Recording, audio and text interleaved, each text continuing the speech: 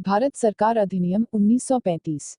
भारत सरकार अधिनियम ऋण 1935 ब्रिटिश संसद द्वारा अगस्त 1935 में भारत शासन हेतु पारित किया सर्वाधिक विस्तृत अधिनियम था। इसमें वर्मा सरकार अधिनियम 1935 भी शामिल था। भारत सरकार अधिनियम 1935 में यह अधिकथित था कि यदि आधे भारतीय राज्य संघ में शामिल होने के लिए सहमत होते हैं तो भारत को एक संघ बनाया जा सकता है। इस स्थिति में उन्हें केंद्रीय विधायिका के दोनों सदनों में अधिक प्रतिनिधित्व प्रदान किया जाएगा, लेकिन संघ से संबंधित प्रावधानों को लागू नहीं किया जा सका। इस अधिनियम में स्वतंत्रता की बात तो दूर, भारत को डोमिनियन का दर्जा देने की भी कोई चर्चा नहीं की गई थी।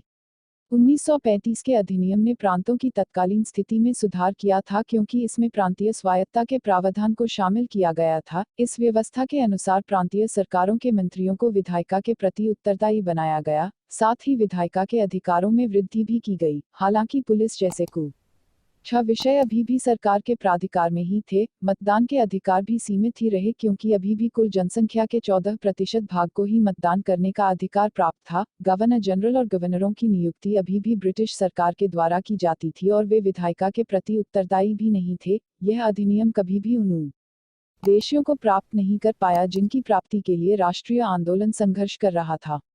अधिनियम के प्रावधान। इस अधिनियम ने द्वैत शासन प्रणाली को समाप्त किया। ब्रिटिश भारत और कुछ या सभी रियासतों के लिए भारत संघ की स्थापना का प्रयास किया। प्रत्यक्ष निर्वाचन प्रणाली की स्थापना की और मत देने के अधिकार का विस्तार किया गया और 35 मिलियन लोगों को मत देने का अधिकार प्रदान कर दिया। प्रांतों को भी आंशिक रूप से पुनर्संगठित किया। सिंध प्रांत को बंबई से अलग कर दिया गया। बिहार एवं उड़ीसा प्रांत को बिहार और उड़ीसा नाम के दो अलग अलग प्रांतों में बांट दिया गया। बर्मा को भारत से पुनर्तः अलग कर दिया गया। अदन को भी भारत से अलग कर एक स्वतंत्र उपनिवेश बना दिया। प्रांतीय सदनों की सदस्यता में भी बदलाव किया गया ताकि और अधिक निर्वाचित भारतीय प्रतिनिधियों को उसमें शामिल किया जा सके। अब ये भारतीय सदस्य बहुमत प्राप्त कर सरकार भी बना सकते थे। संघीय न्यायालय की स्थापना की गई। निष्कर्ष। इस अधिनियम का प्रमुख उद्देश्य भारत सरकार को ब्रिटिश सम्राट के अधीन लाना था, अतः भारत सरकार के अधिकारों का स्रोत ब्रिटिश सम्राट था। यह संकल्पना, जो कि डोमिनियन संविधान से मिलती जुलत थी, पूर्व में पारित किए गए भारतीय अधिनियमों में अनुपस्थित थी।